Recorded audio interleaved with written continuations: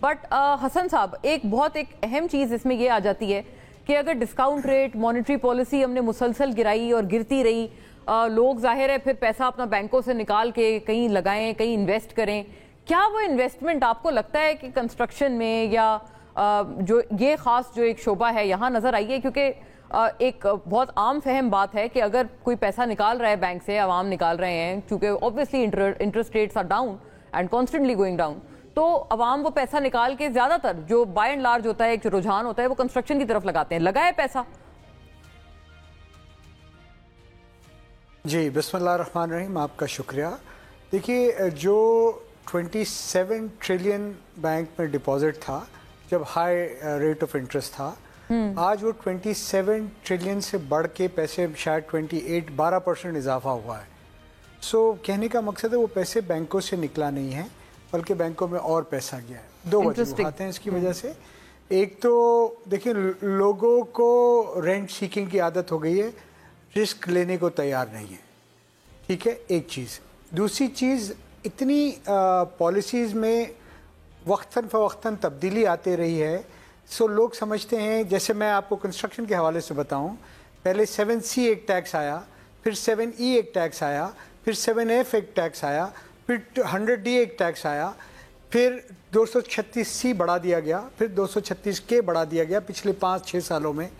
लोगों को यकीन नहीं है कि अगर मैंने पैसा लगा दिया, और कोई भी कंस्ट्रक्शन प्रोजेक्ट का टाइम पीरियड 5 साल 6 साल है। सो इसीलिए हमारी गवर्नमेंट से ये रिक्वेस्ट थी कि एक long term policy, consistent policy दे दें, जिसके बनाने में स्टेक होल्डर्स को शामिल करें, और उसको गारंटी कर रहे हैं लेजिस्लेशन के साथ, क्योंकि ये अब कैपिटल इंटेंसिव बिजनेस है।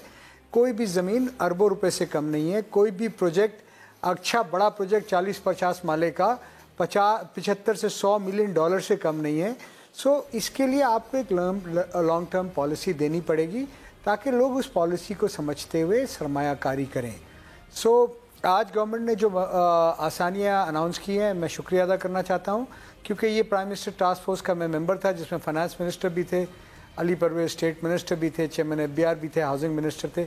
हमने यूनानिमसली ये सब रिकमेंड की थी, और उन्होंने वो बात को मानी है। अब but however I would like to say devil lies in the detail. अब कल जब पता लगेगा डिटेल, जो मैं आज की तकरीर से ये समझा हूँ, कैपिटल गेन टैक्स में इन्होंने कोई तब्दीली नहीं की है।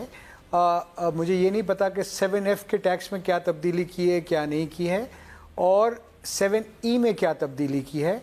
सो बट इन्होंने 236C का टैक्स कम कर दिया 4 से 2.5%, 236K का टैक्स कम कर दिया, FED एबॉलिश कर दी। सो इससे क्या एक बेहतर इन्वायरमेंट काम का होगा।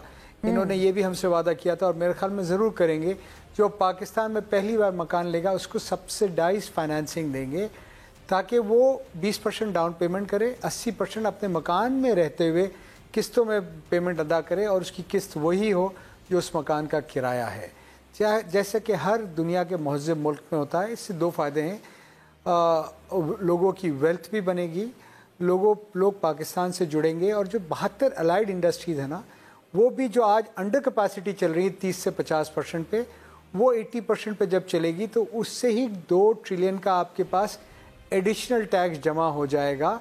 सिर्फ ये 40-50 बिलियन की सब्सिडी देंगे लोन्स पे, और ये हमें नहीं चाहिए, ये सिर्फ चाहिए एंड कंज्यूमर के लिए, उस पाकिस्तानी के लिए जिसमें मोना आप भी हैं, आपके साथ काम करने वाले भी हैं, जो पाकिस्तान में अपना घर नहीं बनाना पा रहे हैं।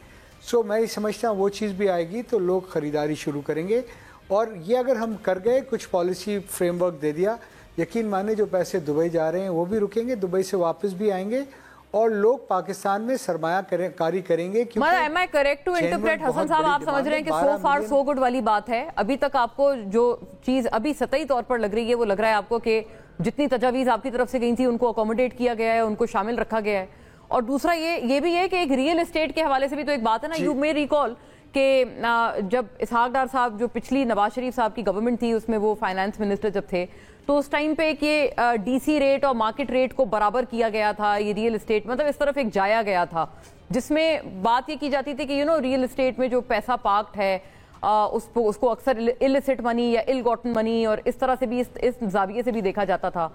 वो मतलब एक रुझान क्या है या पॉलिसी की सिमत क्या है when we specifically talk about real estate this time around? देखिए, मैंने जो प्राइम मिनिस्टर से मिला और हमारी भी ये पॉइंट ऑफ व्यू है कि we are against flipping of plots, flipping of files, flipping of files. हम चाहते हैं कंस्ट्रक्शन एक्टिविटी बढ़े और रोज़गार मिले, रोज़गार के साथ इंडस्ट्री चले, इंडस्ट्री चलने के साथ गवर्नमेंट को रेवेन्यू भी मिले और एक आम आदमी को मुनासिब कीमत पे घर मिले। इस पे हम सब, मैं आपकी तरफ से भी कह रहा हूँ, मुत्तफिक हैं कि ये हमें काम करना पड़ेगा। अच्छा, इस काम करने के लिए जो भी इम्पेडिमेंट्स हैं उसको हमने दूर करना पड़ेगा, आसानियाँ लाना पड़ेगी, डिजिटलाइजेशन करना पड़ेगा और we need to take every step for it. देखिए, ये वो शोबा है जिसने दुबई को खड़ा किया, ये वो शोबा है जिस सऊदी अरब को जो खड़ा करने जा रहा है, ये वही शोबा है जो सेकेंड वर्ल्ड वॉर के बाद जिसने जर्मनी को खड़ा किया। सो हमने सबने मिलके ये फ्लिपिंग को डिस्करेज करना चाहिए और एक्चुअल होम ओनरशिप को इनकरेज करना चाहिए।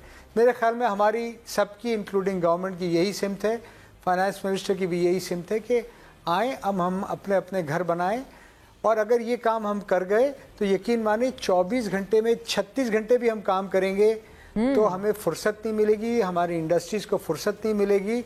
और चूंकि इसमें काम करने वाले भी पाकिस्तानी, काम करवाने वाले भी पाकिस्तानी, ज़मीन भी पाकिस्तान की, जो एलाइड इंडस्ट्रीज, ये भी सब पाकिस्तानी। 70 इंडस्ट्रीज कहा जाता है। और जो रेमिटेंस आता है ना, जी जो रेमिटेंस आता है ना मोना, पाकिस्तान में 52% इसी इंडस्ट्री के लिए आता है। अगर आप पॉलिसी दे देंगे, आसानियां दे देंगे तो ये 52 से 60% हो जाएगा। हर पाकिस्तानी चाहता है कि हर पाकिस्तान में अपने उसकी फैमिली के लिए उसका घर हो। जी बिला शुबा। और एक बहुत बड़ा इस इंडस्ट्री का जो कमाल है, और मोना इसमें बहुत बड़ा जो कमाल है वो ये है कि यहाँ हम एक नर्सरी का काम करते हैं, हमारे पास प्लम्बर, इलेक्ट्रिशियन, मेसन, स्कैप फोल्डिंग वाला 5 साल काम करता है, फिर वो गल्फ चला जाता है, सारी जिंदगी गल्फ में काम करके रेमिटेंस यहाँ भेजता है। बिल्कुल ये रुझान है। उसकी ख्वाहिश क्या होती है? अपनी फैमिली के लिए एक घर। और ना सिर्फ वो जाता है, वो अपने इलाके के, मोहल्ले के दोस्तों को, रिश्तेदारों को भी ले जाता है और वहाँ एम्प्लॉयमेंट देता है।